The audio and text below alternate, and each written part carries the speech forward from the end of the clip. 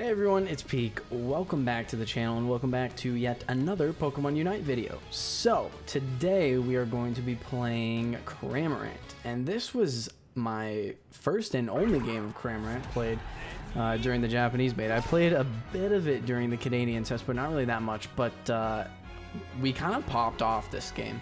So, super excited to show, except for that one Whirlpool miss. That's the only thing. It's the only thing we didn't pop off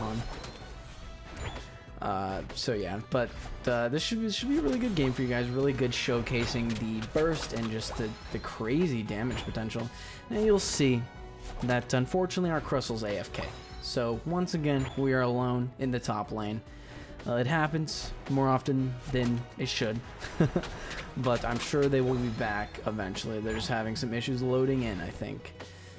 It was a network test after all, so you know these things are not final. They're still working out the kinks in the server, but I think it'll be all set and good to go for the official release in July, whenever that is. So you know I'm kind of getting smacked here. Unfortunately, they are able to very easily get off the early goals here since it's just me. My Absol shows up a little bit too late and also misses his ability into a wall, so. You know, can't really do much about that, can we? But in the meantime, we're just gonna be farming, waiting for this Crustle to hopefully come back. The great thing about Cramorant is even though I am 1v2 here, you're gonna see I get every single one of these spawns because Whirlpool is just such a good ability for not only zoning melee Pokemon off of the objectives, the middle objectives, such as the Vestive Queens and the Combies, but it just allows you to get the last hit on all of them, which, I mean, I'm sure you guys know by now, if you get the last hit, that means you get all the full experience. So I just get saved by the shield of my goal there, thankfully, and now thanks to 2 berries, we're back to full health. And I am unfortunately not able to stop them from getting those 2 small goals, but it's not a big deal because they weren't really that much. We basically just have to hope that you know, they're not running the items that stacks off of goals, which you know they probably were. But yeah, so I'm definitely gonna die here, unfortunately. Just really wasn't able to wasn't able to escape there. My air slash was still off, and unfortunately. Homeboy still just sitting in the spawn. It happens, guys, and it will happen. So don't worry about it. You can definitely still win and come back. Just wait until you see this. Game. You'll easily find that out. So I did go Surf for this game. Surf was ridiculously buffed since the Canadian beta when I last played.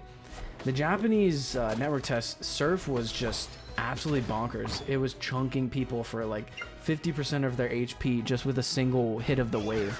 So yeah, Surf is insane, and if you walk over the Surf, like I didn't just do there, if you walk over the Surf, you grab a fish in Cramorant's mouth. Or, you know, a Pikachu if you're low health. Or I guess it's a, what is it, a Barracuda? But anyway. Oh, and finally, our Crustle shows up, so, you know, we have to kind of get him caught up. But basically, Cramorant's 3rd auto attack ability is that he grabs a Barracuda or a Pikachu if he's low health. And what the wave does, I'm going to send out this wave, and you're going to see, you see my charges went up to 3 for the auto attack. There were no charges underneath my health bar. And because of the wave, I was able to pick up another Barracuda. And what the unique thing about Cramorant is those like 3rd auto attacks, they ricochet off of enemies, and it's kind of crazy because you can end up doing so much damage to a group, and it's the same auto attack like ricocheting Barracuda / Pikachus that you are attacking with when it comes to your ult, or your Unite move rather, excuse me. Basically how it works is all of your auto attacks just turn into the Barracudas. As you can see here, I'm just shooting out fish, just a bunch of fish. I just cancel it there because there's no need for me to keep using it. But it's just all fish, so like those fish can ricochet off of all the Pokemon around it. And I mean, Cramorant has insane team fight potential. It's a super niche use, I would say. Like, it doesn't always work out, but when it does, like, for example, this would have been a way better chance for me to use my Unite move, because there's 4 up here. I would just literally just pop my Unite move and do a bunch of ricochet damage to all of them. But thankfully, I will flash out of immediate danger there and just kind of stay under the shield of my goal as much as I can there. But, you know, since it was a 5-man roam up to the top lane, there's not really much I could do to survive that, unfortunately. So we're just going to kind of reset here. That was an unfortunate encounter, but, you know, nothing we can't come back from. So just going to farm the sides now that our goal's gone. This is kind of like the only farm I can really get as Cramorant. And then I'll kind of probably powwow with my team again. I really like Air Slash because that's my second ability, by the way. Depending on how many of these, so Air Slash is it shoots out a 3-prong attack. If you hit all 3, each of the Air Slash prongs lowers the cooldown of Air Slash. So you can potentially just like cast it so quickly again right after you've used it. It's a really neat mechanic, and obviously, you have to be in melee range for that to hit, unless you have like 3 enemy Pokemon just like lined up perfectly in a spread in front of you. But it's probably not going to happen. So it's more often than not can be used as an escape tactic to kind of get away, you know, a little bit of a distance. And you know, the more you hit with the Air Slash, the better the cooldown is, or the lower the cooldown is. Excuse me. So.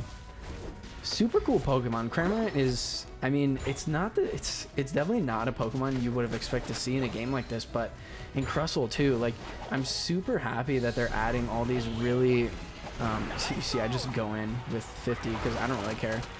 At that point, like, we have Rotom, you know, it doesn't matter.